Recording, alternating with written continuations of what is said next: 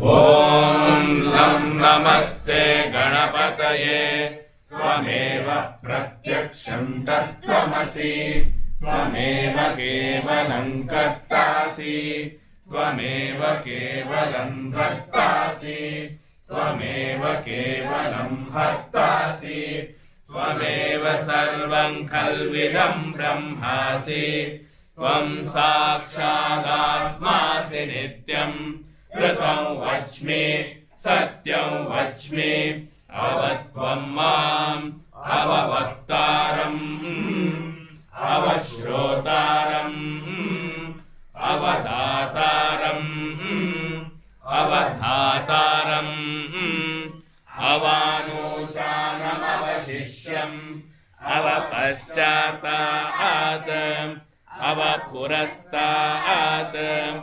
अवोत्तरातात् अवदक्षिणातात्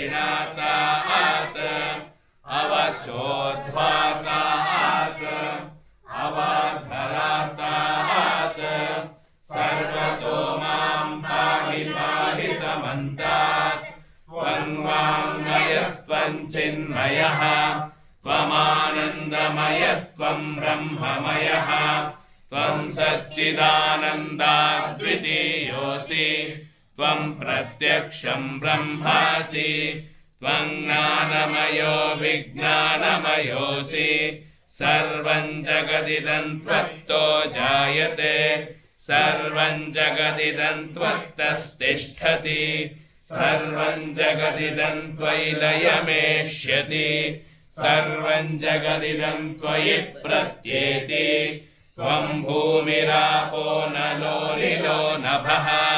त्वं चत्वारि वाक्पदानि त्वं गुणत्रयातीतः